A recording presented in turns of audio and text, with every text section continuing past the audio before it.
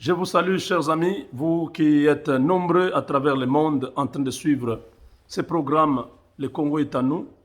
Le Congo, c'est notre pays. Le Congo, c'est notre terre. Nous avons besoin de sa paix, de sa stabilité, de son développement. Parce que nous avons tout ce qui est, nous avons toutes les raisons de le vouloir. Pourquoi? Parce que les nôtres vivent encore là-bas. Même si nous sommes à des milliers de kilomètres, mais nous avons notre cœur attaché à cette nation-là. Nous voulons que les choses marchent. Nous voulons que le Congo puisse aller de l'avant. Nous voulons que tout puisse être toujours comme ça se passe ailleurs. Notre pays n'a pas de raison de ne pas se développer. Nous avons tout. Les atouts sont là. Et il manque seulement que les dirigeants s'engagent, les dirigeants responsables s'engagent à changer les choses. Cette volonté-là a manqué aux Congolais depuis plusieurs années. Nous avons quelqu'un qui est au pouvoir maintenant, qui tente de changer les choses, mais il rencontre une résistance. Pourquoi? Parce que le système dans lequel il est en train d'évoluer, c'est un système qui était et qui est orienté vers les antivaleurs. Voyez vous-même, il invite Jean-Pierre Bemba, il invite Katumbi. Je donne cet exemple pour que vous puissiez comprendre. Il dit, voilà, nous avons un problème, le pays est bloqué, rien ne marche. J'ai tenté de sauver les meubles en acceptant un accord contre nature avec Kabila pour que la paix puisse régner, qu'on ne dise pas, voilà, tu es arrivé, tu as tout cassé, tu n'acceptes pas, tu es président, mais tu n'as pas l'Assemblée nationale, voilà, maintenant tu as exposé le pays. Parce que c'est ça, ce qui pouvait arriver. Si Tshisekedi avait fait les bras de fer pour dire nous faisons la cohabitation et qu'on arrivait à ces résultats de blocage, les gens allaient dire mais toi tu n'avais pas la majorité, pourquoi tu avais refusé la main tendue de Kabila? Tshisekedi a accepté de tendre sa main à Kabila. De dire bon voilà, on oublie le reste. Que vous ayez gagné la majorité à l'Assemblée nationale ou pas, bon, c'est déjà un fait. On avance. Viens alors, on travaille. Je vais m'appuyer sur ta majorité à l'Assemblée. Pour Kabila, c'était un pari gagné. Ah, l'homme a mordu, l'homme sera contrôlé. Nous allons récupérer ses pouvoirs d'ici 2 ans. Ils ont mis un mécanisme de verrouillage pour empêcher à Tshisekedi de respirer politiquement, économiquement et socialement. Vous voyez les entreprises comme Egal, Congo Futur, Pain Victoire, toutes ces entreprises des Libanais, des Chinois, des Indiens, c'était sous la gestion de Kabila. Tshisekedi n'avait rien en main. Sur le plan social, le dollar a commencé à déstabiliser les foyers, les ménages. Parce qu'économiquement, les pays respirent aux bonbonnes. Vous allez à la Banque centrale, il y a des fois, vous avez 2 semaines de réserves d'échange, de réserves pour les exportations. Des fois, on n'a plus rien. Des fois, bref, la spéculation s'installe. Les cambistes sont manipulés dans cette spéculation. Les taux commencent à monter. Ça, c'était le travail que Kabila et ses sbires de Kingakati faisaient. Ils ont bloqué vraiment la machine. Ce qu'on appelle en anglais jam. Donc, la machine a stoppé de fonctionner. Sur le plan économique, les opérateurs du secteur minier étaient contrôlés par Albert Yuma, un des caciques qui ne voulaient pas que Tshisekedi réussisse. Ils ont mis en place avec le ministre des Finances, la Banque centrale, une mafia pour que l'argent ne puisse pas arriver au trésor public. Que l'argent prenne d'autres destinations. Sans l'argent, Tshisekedi pouvait faire quel miracle? Sans l'argent, la bonne volonté de Tshisekedi ne pouvait rien changer.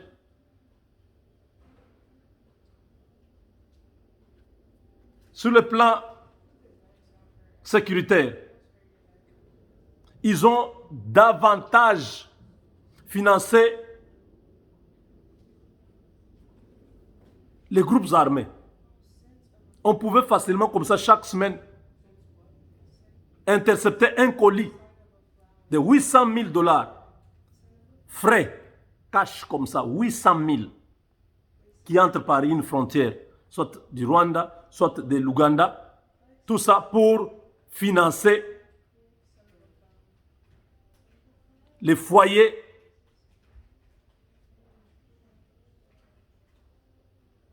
dormants, donc les cellules dormants. On se renseigne, dans tel village, il y avait un type qui avait aussi son groupe armé. Oui, groupe armé, oui. Comment on peut le contacter? Ah, je connais quelqu'un. On le contacte, dit, tu es prêt à pouvoir reprendre tes activités? Si nous t'envoyons l'argent, est-ce que tu as des hommes? Oui, j'ai à peu près 400 hommes. Ah, tu as 400 hommes. Tu as besoin de combien? Envoyez-moi 200 000.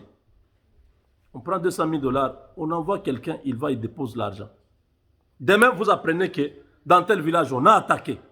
C'est Kabila qui a fait ça pendant les 2 ans ici. Donc, Tshisekedi, ce qui nous a embêtés, nous a exaltés. Si Tshisekedi n'avait pas Dieu, non, il ne pouvait pas survivre. Ils sont étonnés, tous, tels que vous les voyez. Ils sont étonnés, ils n'arrivent pas. Que ce soit Katumbi, que ce soit Bemba, ils connaissent les degrés de nuisance de Kabila. Ils savent, ils étaient là. Ils ont travaillé ensemble. Bemba a vu comment ces hommes ont été massacrés par Kabila, en prison ou bien à Kinshasa là. Même son père, Jean-Pierre Bemba Sek, son père est mort. C'est toujours des morts mystérieuses. Avec Kabila ici. Mais il regarde ce qu'il dit. Comment il a survécu? Politiquement, il est devenu très fort. Diplomatiquement, il est devenu très fort. Maintenant,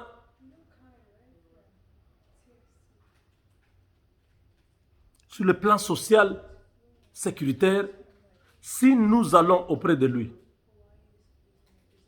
ne faut pas que nous puissions nous permettre d'avoir la stabilité au niveau social et sécuritaire.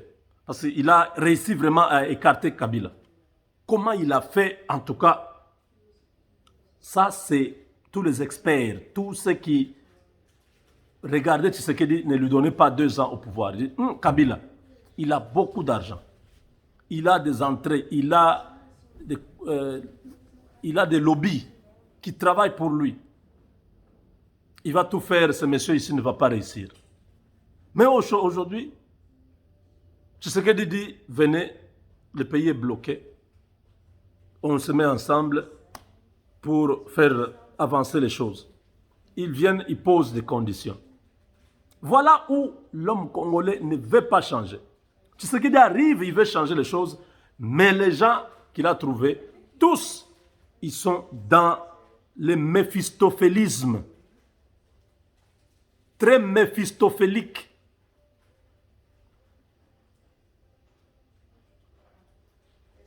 Le satanabolisme que j'ai toujours prêché, qui doit être remplacé par l'amour,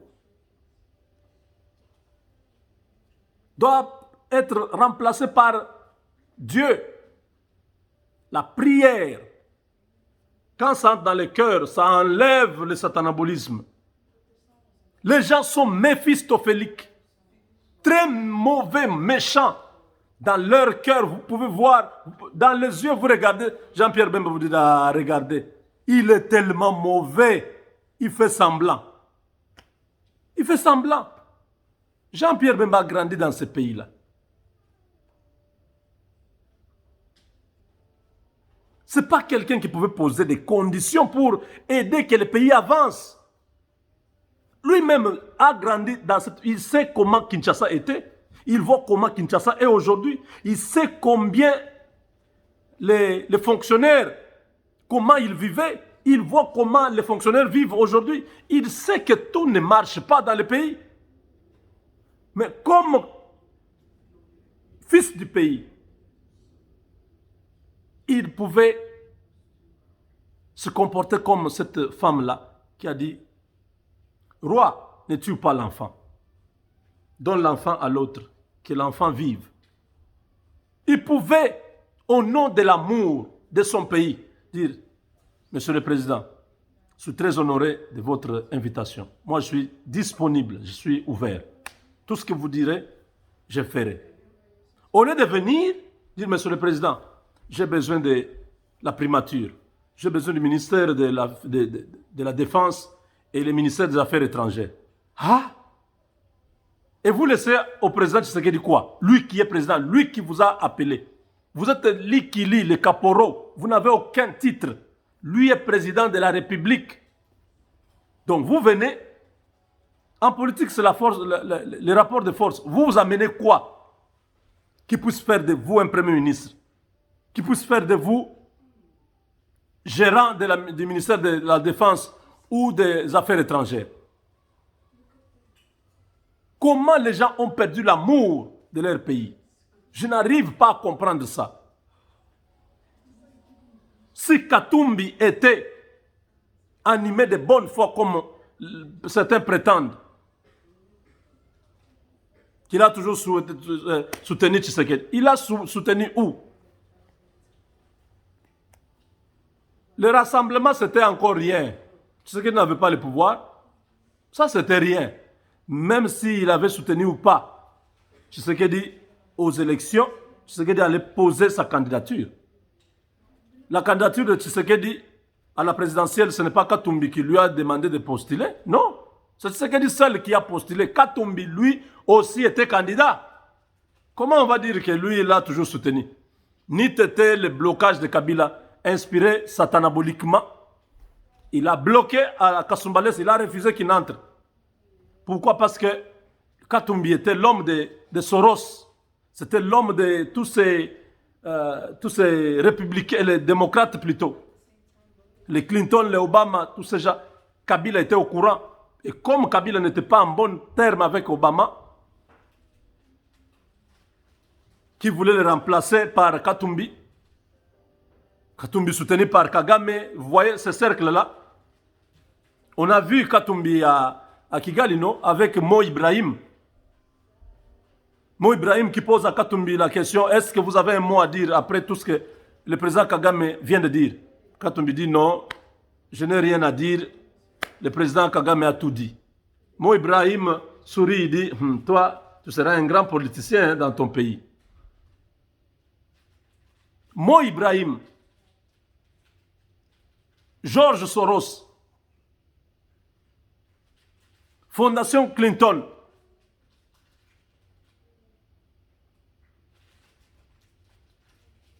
et tous ces libéraux belges, ils étaient avec Katumbi.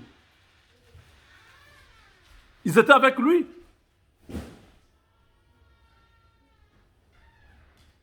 Vous avez vu là-bas Alain Dos.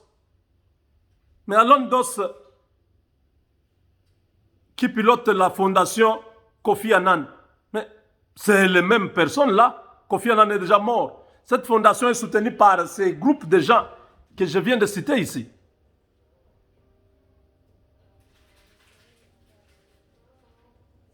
Il avait ce soutien. Kabila était au courant. C'est pourquoi il a fait capoter la stratégie des Belges et de Clinton. Il a dit, il n'entrera pas ici. C'est comme ça que la candidature de Katumbi est tombée. Katumbi était candidat lui-même. Comment vous allez dire que lui soutenait Tshisekedi? Il ne le soutenait pas. C'était des adversaires politiques.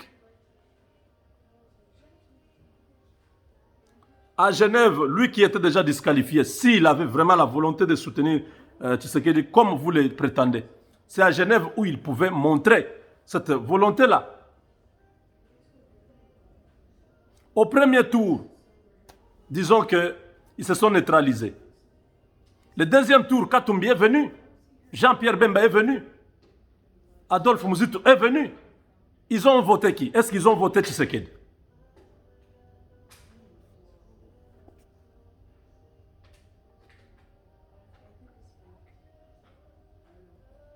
Donc, cette histoire, c'est seulement un mensonge. Katumbi joue l'hypocrisie.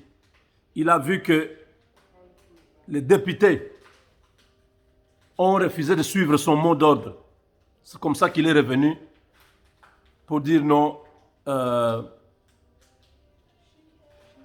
enterrons notre hache de guerre. Enterrons. Regardons devant. Oui, en politique, c'est un monde qui est fait de hauts et de bas. Vous avez raté aujourd'hui, vous avez perdu aujourd'hui, demain, vous continuez le combat. C'est ce que Katumbi fait. Ce n'est pas que maintenant il a changé, il a l'amour. Non, il n'y a pas l'amour en politique. Ces gens-là, c'est les intérêts qui les animent. Tshisekedi travaille vraiment avec son cœur pour ce pays-là. Tshisekedi a passé 2 mois par terre en train de pleurer devant Dieu, en train de dire, Seigneur, protège-moi, ne me laisse pas mourir. Mes ennemis sont nombreux, je ne suis pas en mesure de me défendre. Protège-moi. J'ai besoin de défendre, de servir ce pays. J'ai besoin aussi de ma famille. Il a pleuré devant Dieu, Dieu l'a exaucé. Il travaille avec son cœur. Mais les autres qui sont venus, ils travaillent avec leurs intérêts.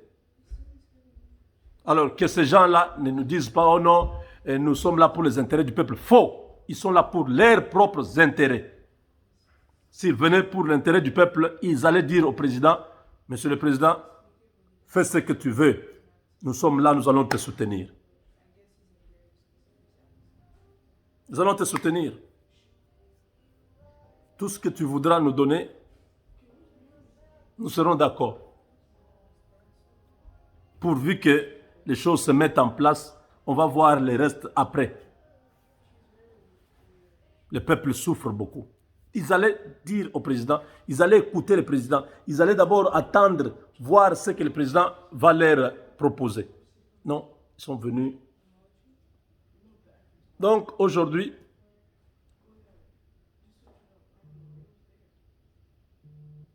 nous pensons que les Congolais doivent changer. Nous avons besoin de ce changement-là. Avec Dieu, nous vaincrons.